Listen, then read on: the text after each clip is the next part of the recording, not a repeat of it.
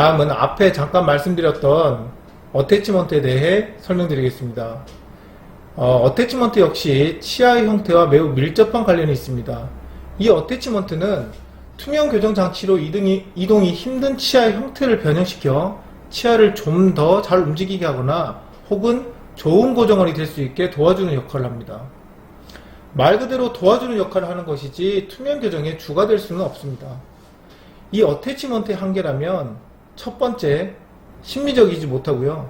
두 번째, 라비알면에 제작되다 보니 입안 불편감 때문에 힘받는 부위, 즉 액티브 설페이스가 매우 제한적입니다.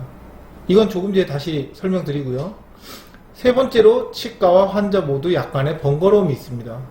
물론 이 어태치먼트가 적재적소에 꼭 필요한 부위에만 사용된다면 가장 좋겠지만 메카닉 이해 부족으로 보시는 것처럼 좌측의 사진처럼 거의 모든 치아에 들어간다면 신미성이나 효율성에서도 많이 부족해 보입니다. 다들 공감하시겠지만 마무리만 잘 된다면 어태치먼트 없는 투명 교정이 가장 좋겠죠. 하지만 치아 형태가 그렇지 않아 이런 어태치먼트들이 연구 개발되고 사용되는 것입니다. 그런데 이런 어태치먼트들의 시뮬레이션이나 레포트를 보면 대부분의 사람들이 이 어태치먼트로 인해 치아가 이렇게 잘 움직일 거라고 예상합니다. 물론 반드시 필요하고 아주 효과적인 어태치먼트는 분명히 있습니다. 당연히 아시겠지만 투명 교정 장치로 어태치먼트가 부착된 치관만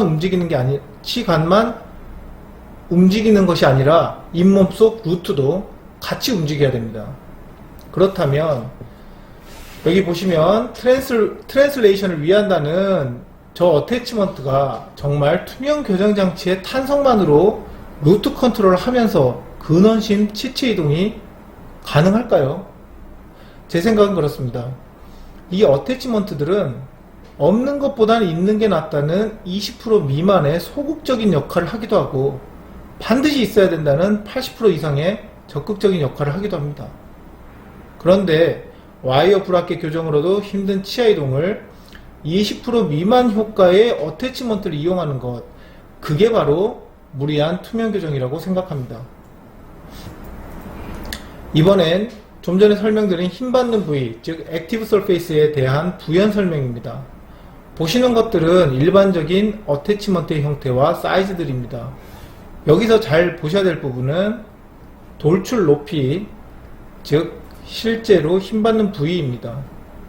어태치먼트의 이 부위는 크면 클수록 치아 컨트롤이 용이하지만 입안 이물감 때문에 돌출 높이는 약 1mm 정도로 제한되어 있습니다. 게다가 셋업이 들어간 장치가 구강에 처음 장착될 때는 이 액티브 설페이스 수치가 이보다 더 줄게 됩니다. 다음 예시를 통해 설명드리겠습니다. 예를 들어 24번 로테이션 컨트롤을 위해 보컬면에 어태치먼트가 부착되고 셋업한 장치가 장착되면 장치가 액티브 설페이스 전체에 밀착되지 않고 이런 식으로 힘을 전달합니다. 투명 교정 장치는 셋업한 치아에 밀착되지 않는다. 기본 원리죠. 좀 더 자세히 설명하자면 이렇게 같은 형태의 어태치먼트라도 치아를 움직이고자 하는 방향에 따라 부착되는 위치가 달라집니다. 좌측은 주로 로테이션이나 엑시스 컨트롤 같은 수평적 이동을, 우측은 인트루전, 익스트루전과 같은 수직적 이동을 용이하게 하는 게 목적이고요. 이 상태에서 이렇게 화살표 방향으로 이동하기 위해 셋업을 한다면 셋업한 방향의 어태치먼트 면에 장치가 힘을 가하겠죠. 이때 장치가 힘을 가하는 부위는 액티브 설페이스, 그리고 셋업으로 인해 장치가 뜨는 부위는 이렇게 인액티브 설페이스가 됩니다. 즉 힘을 받지 않는 부위죠. 그리고 장치 착용으로 치아가 움직이면 장치는 점점 맞아 들어가 이 인액티브 설페이스가 이렇게 액티브 설페이스로 바뀌게 되겠죠. 이것이 어태치먼트의 기본 원리입니다. 이 기본 원리를 바탕으로 상황에 맞게 어태치먼트가 사용되는데, 이 어태치먼트가 잡아주기 위한 리텐션이냐 아니면 치아를 움직이기 위한 무브먼트냐에 따라 두 가지로 나눌 수 있습니다. 좌측의 인트루전의 어태치먼트 역할은 치아의 언더컷을 늘려 장치가 잘 안 빠지게 해서 인트루전을 유도하고요. 아래 엑시스 컨트롤에서는 발치 후 전치부 리트랙션 시 구치부가 매지알로 쓰러지지 않게 잡아주는 역할을 합니다. 좌측은 실제 움직이기 위한 어태치먼트가 아니라 치아나 장치를 잡아주거나 지탱하는 역할을 합니다. 다음 우측은 실제 치아 이동을 위한 어태치먼트입니다. 앞에서 설명드렸지만 이 어태치먼트의 돌출 높이는 약 1mm 정도로 제한적이고 셋오프 장치가 들어가면 힘을 가하는 액티브 서페이스는 더 줄어들겠죠. 그리고 치아의 실제 가능한 셋업량보다 더 적게 셋업을 해야지만 액티브 서페이스에 힘을 가할 수 있습니다. 만약 셋업량이 많아져 이렇게 그림처럼 액티브 서페이스에 장치가 걸리지 않는다면 아무런 효과도 없겠죠. 요약을 하자면 어태치먼트로 대부분의 치아 컨트롤이 가능은 하나 실제 치아가 목표만큼 이동하는 데는 시간이 많이 걸릴 수밖에 없습니다. 같은 각도로 돌려야 되는 다른 형태의 치아가 있습니다. 11번, 13번이라 가정을 하고요. 셋업한 장치를 장착했을 때 어느 치아가 잘 돌아갈지 예상되시겠죠? 액티브 서페이스, 즉 힘받는 면적도 확연히 차이가 나고 각 치아의 셋업량도 11번은 허용 범위 내에 최대 셋업이 가능한 반면에 13번은 액티브 서페이스 때문에 셋업량이 제한되어 있습니다. 두 치아 모두 투명 교정 장치로 목표량만큼 이동은 하겠지만 전에 말씀드렸던 사전치가 캐나인처럼 둥글었다면 현재의 투명 교정 장치는 이렇게까지 활성화되지 않았을 것입니다. 로테이션 컨트롤에 대해 좀 더 설명드리겠습니다. 예를 들어 소구치 로테이션 컨트롤 할 때 사용되는 어태치먼트의 가로폭 그리고 세로 높이, 돌출 높이 중 무엇이 영향을 제일 많이 줄까요? 예상하셨겠지만 돌출 높이입니다. 좀 더 쉽게 설명드리겠습니다. 투명 교정장치로 돌리기 힘든 치아를 이런 원기둥이라고 가정을 하고요. 이 원기둥을 돌리기 위한 이런 형태의 어태치먼트는 실제 구강에서는 대부분 순축에만 들어가지만 이해를 돕기 위해 그림처럼 순설축 모두 들어가는 걸로 설명드리겠습니다. 여기서 돌출 높이를 A라 하고요. 그리고 세로 높이를 B라 한다면 실제 힘받는 면적은 순설측 어태치먼트 포함해서 EAB가 되겠죠. 이 상태에서 돌출 높이 A를 반으로 줄여보겠습니다. 이렇게 돌출 높이 A를 2분의 1로 줄이면 면적도 2분의 1로 줄게 됩니다. 그러면 힘을 그만큼 전달하지 못한다는 얘기인데요. 하지만 이 면적이 줄어든 어태치먼트가 이렇게 위치만 달라져도 얘기는 틀려집니다. 면적은 2분의 1이 줄었지만 돌리는 힘은 오히려 커졌습니다.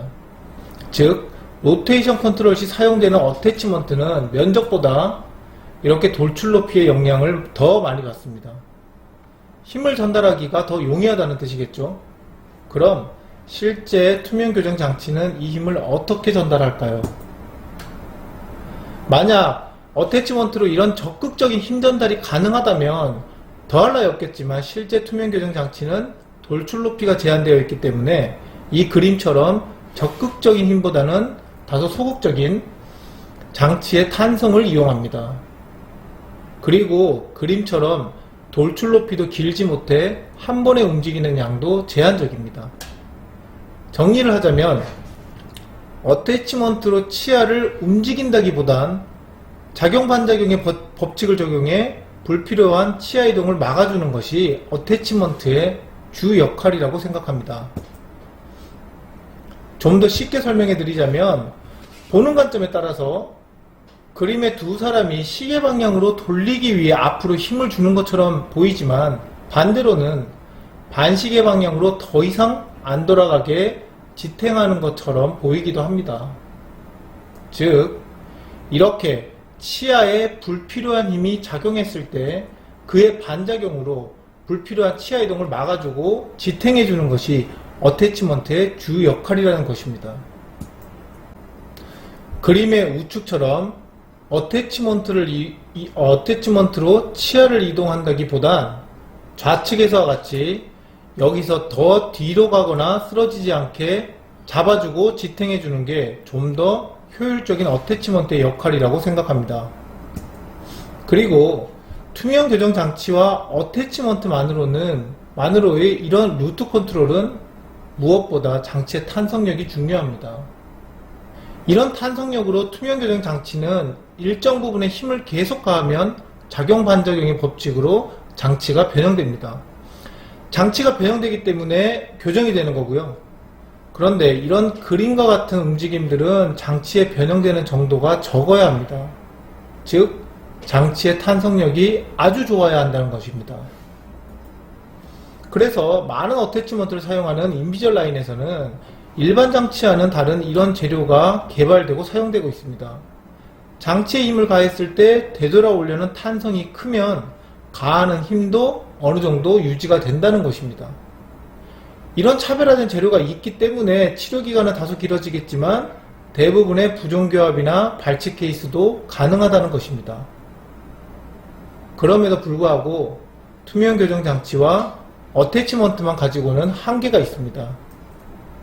그렇기 때문에 몇몇 케이스는 계획에도 없던 이런 부가적인 장치를 사용하기도 합니다. 저는 그렇게 생각합니다. 심미적으로 치료하기 위한 이 투명 교정 장치가 이런 부가적인 장치를 많이 사용해야 되는 케이스라면 환자에게는 조금 덜 심미적이고 더 불편할 수도 있겠지만 이런 장치로의 접근이 좀 더 무리하지 않는 합리적인 교정 장치라고 생각합니다. 지금까지 투명 교정 장치의 메카닉 중에 탄생 배경에 대해 설명을 해드렸는데요. 요약을 하자면 이 투명 교정 장치는 치아의 형태와 매우 밀접한 관련이 있고요. 치아의 형태에 따라서도 치료 기간에 차이가 있습니다. 이상으로 투명 교정 장치의 탄생 배경에 대한 설명을 마치겠습니다.